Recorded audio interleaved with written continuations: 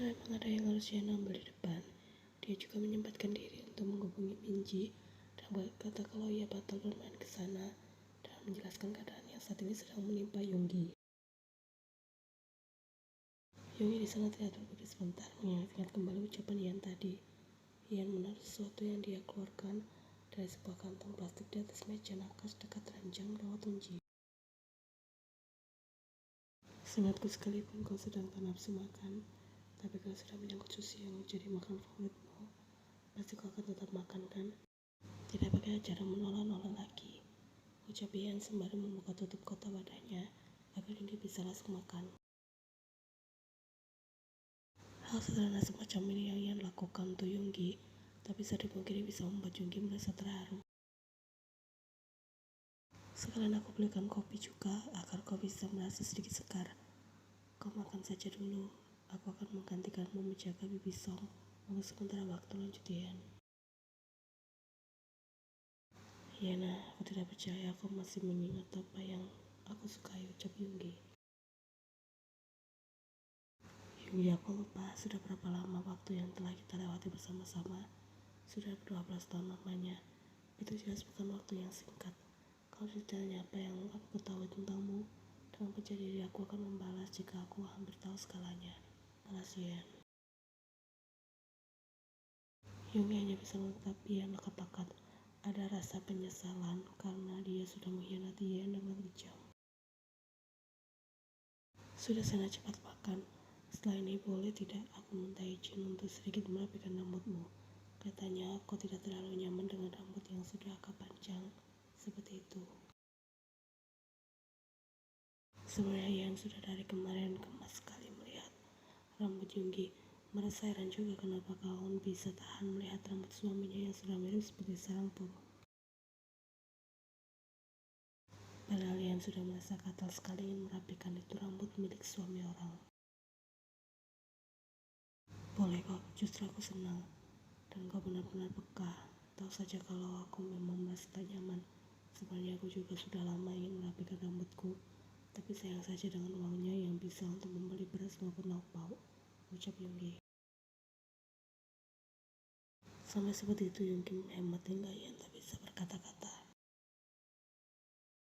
Tapi sayangnya Yoongi sudah bisa tersenyum lagi sekarang. Tidak akan baik jadinya kalau menunggu orang yang sedang sakit, tapi aura kita terlalu suram. Bukannya cepat sembuh, tapi bisa saja ada kemungkinan orang yang sedang sakit malah jadi semakin sakit. Pernah saja Yoongi menghabiskan sushi tersebut dalam sekejap dan bisa makan dengan tenang karena saat ini tengah melihat Ian yang tengah mengobrol dengan Unji yang ternyata sudah terbangun. Oma bagaimana perasaan Oma saat ini? Apa masih ada yang terasa sakit? Tanya Yoongi. Tidak ada, Oma sudah merasa mendingan. Untung saja tadi kalian cepat membawa aku kemari. Oma baru saja mengucapkan terima kasih pada Ian karena sudah bersedia menolongku, jawab Unji. Sama-sama Bibi Kang, kebetulan hari ini aku sedang membuang pasien. Iya Oma, Ian baik sekali pada kita, ucap Yoongi. Sekali lagi terima kasih banyak Yana, ucap Unji. Iya Bibi Kang. Oh ya Yoongi ya, dimana kau? Tanya Unji. Sudah berangkat kerja Oma, baru saja. Ia tidak bisa bolos karena masih pegawai baru, ucap Yoongi dengan sedikit bumbu kebohongan demi kebaikan bersama. Iya Oma mengerti, balas Unji. Kau sudah sarapan Yoongi ya?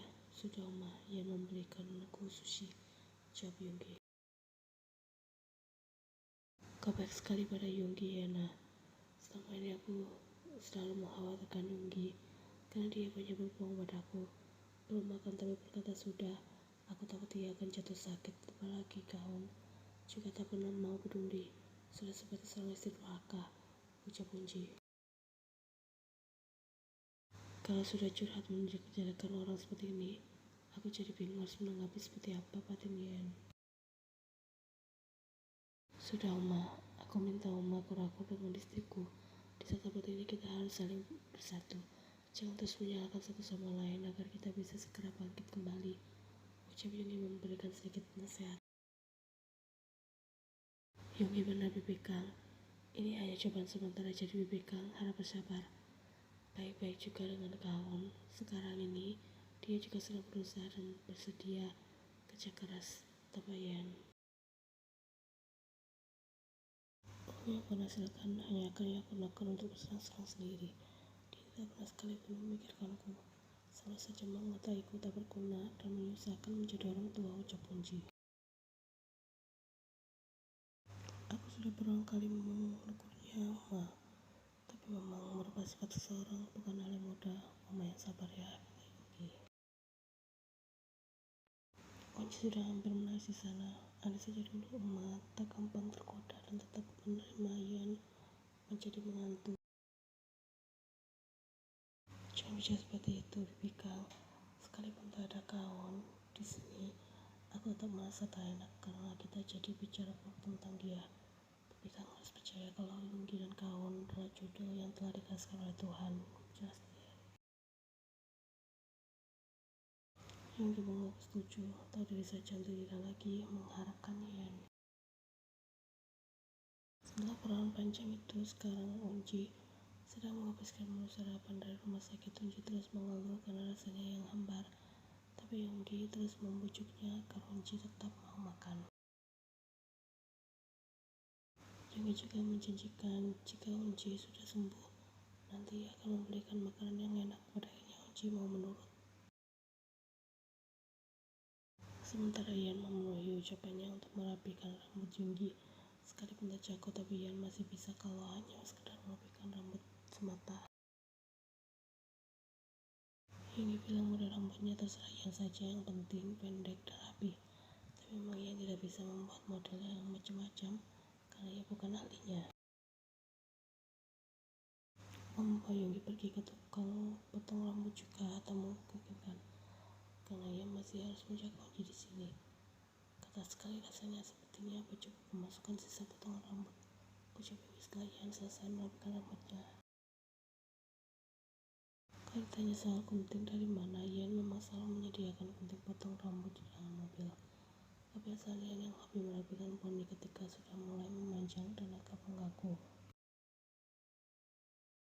Jangan digaruk, lepaskan bajunya di dalam kamar mandi saja, kemudian kipaskan agar sisa potongan rambutnya bisa terjatuh.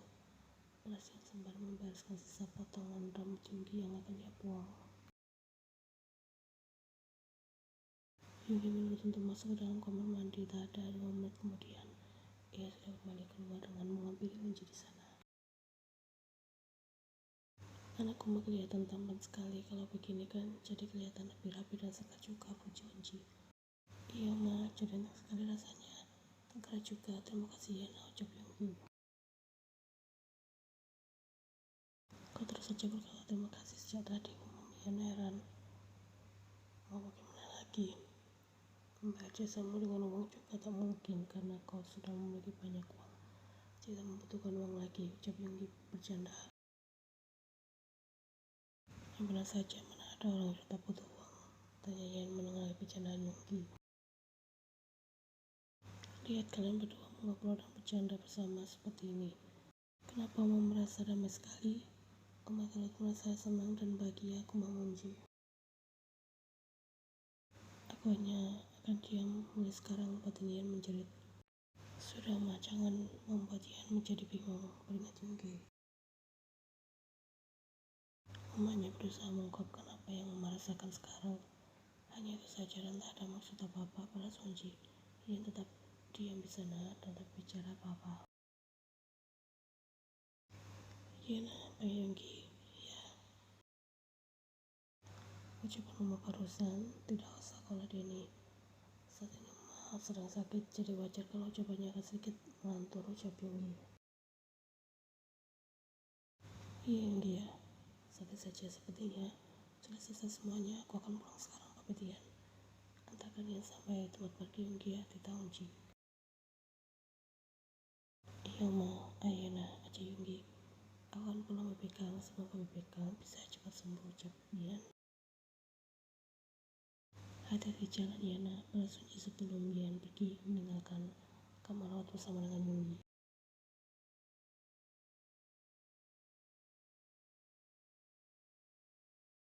Kurang berapa nomoran lagi, tanya Chanmi. 2 lagi, kenapa aku lapar, ingin makan sesuatu, tanya Taehyung. Tidak, aku hanya bosan, karena aku meminta mampir membeli permen kapas terlebih dahulu. Kita jadi terjebak di tengah antrian panjang, aku pekal karena harus duduk terus dari tadi, Chanmi. Ya sudah, kalau begitu kau jalan-jalan saja dulu, tapi jangan jauh-jauh, di sekitar sini saja, ucap Taehyung mencoba memberikan solusi. Tidak mau, aturan tertulis di sini adalah angkat pantat hilang tempat. Nanti kalau kursi kau ada yang menempati, aku harus berdiri.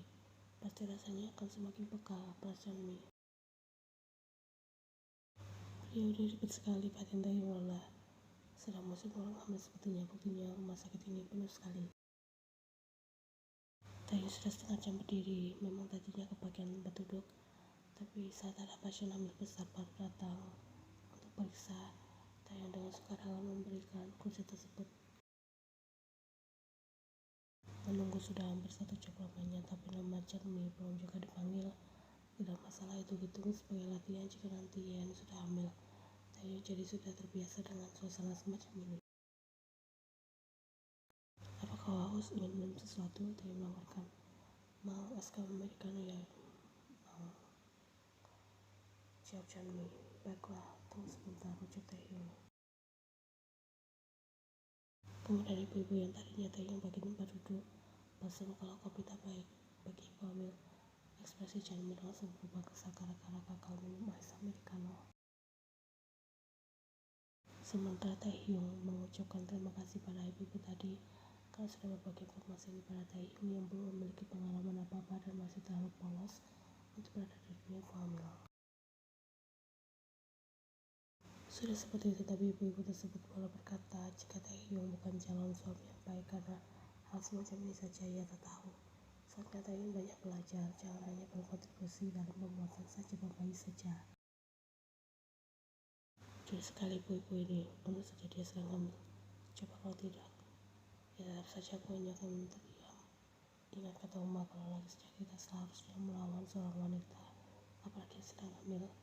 Batin Taehyung mencoba untuk bersabar meskipun setelah dicaci maki atas hal yang tak dia berbuat. Bagaimana kalau ganti yang lain saja? Kau suka jus strawberry kan? Aku akan membelikan jus strawberry saja untukmu, ucap Taehyung menawarkan.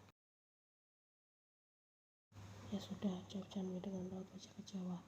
Tunggu sebentar, kalau memang sudah clear kamu untuk masuk ke dalam, tapi aku belum datang, segera kirim pesan teks padaku, ucap Taehyung. Ya jangan lama-lama mau, kalau terlalu lama mendingan ya mengadanya saja, balas Chanmi. Taehyung menganggap paham sebelum lainnya ia pergi dari sana. Saat berjalan sepanjang lorong rumah sakit secara tak sengaja, Taehyung berpesan dengan Hoseo dan Tania. Sebelumnya mereka juga berencana akan periksa kandungan. Loh Hakim, kok bisa ada di sini? Tanya Hoseo kaget. Mampus, bagaimana bisa bertemu dengan mereka di sini? Batin Taehyung panik. Yen hamil ya, ya ampun cepat sekali. Tidak aku sangka kalian berdua sama-sama jago, ucap Tania ibu. Itu benar hamil ya Pak? Selalu. Wah selamat Pak Kim, akhirnya mau jadi calon ayah juga sepertiku. Bukan kalian hanya salah paham, balas Taehyung. Malu saja si bapak masih malu-malu. Kenapa harus malu padahal halnya ketahuan oleh kita, tanya Tania. Taehyung sudah pasang ekspresi datar. Kenapa malu Pak? Pak Kim sudah menikah jadi wajar kalau Bujung hamil. Ini bahkan bukan hamil di luar nikah, tambah Hoseo. Sebenarnya yang tak wajar adalah kalian. Taehyung sudah mulai hilang kesabaran. Katanya tambah kebingungan. Sebelum kamu nyala ucapan orang terus-menerus, aku sampai tidak bisa berkata-kata mendengar kalian bicara. Sudah mirip seperti kelewat tak lewat. Hanya sekali tanpa bisa disalah, ucap Taehyung. Sebenarnya dia kesal sayang, ucap berbisik pada Tania di sana. Memangnya kita salah apa? Perasaan kita tidak melakukan apa-apa. Kan suka tersadar diri memang. Biasanya pihak wanita yang bersikap seperti itu ketika hamil, sensitif terus, selalu baper, uring-uringan, sedikit-sedikit menangis. Biasalah hormon hamil. Tapi dia malah berbalik. Aku tidak mengerti ini fenomena jenis apa, ucap Tania berekspresi pada Hoseo. Mereka berdua malah asik bergosip bersama. Hoseo sudah kembali menonton di sana. Apapun itu, saya doakan yang terbaik untuk Hakim dan Bucu. Semoga kandungannya sehat terus dan diberikan kelancaran sebelum waktunya melahirkan. Ya Pak Bos, pasti seru sekali nantinya anakku dan Nian bisa sepantaran, ucap Tania. Iya kan, udah kemana lagi? Kumat lagi padahal aku belum juga selesai bicara. Patung Tania ingin segera pergi dari sana saja. Iya benar, seru sekali. Nah ya bisa satu sekolah juga mereka. Pasti lucu sekali dan imut-imut. Terus ya turut bersatu heboh. Bisa juga kalau beda jenis kelamin. Nanti setelah mereka tumbuh dewasa kita jodohkan, ucap Tania tak kalah heboh. Hoseo kelas sebelum juga ekspresi takjub. Sayang kita akan berurusan dengan anak Hakim. Tentu saja, jawab Tania. Tolong ya Tuhan, Teh sudah lama menghadapi dua manusia ajaib ini. Jadi kalian berdua mau mendengarkan penjelasanku atau tidak? Kalau tidak, aku akan pergi dari sini. Ucap Tania dengan nada lelah. Sebenarnya dia merajuk ke Tania.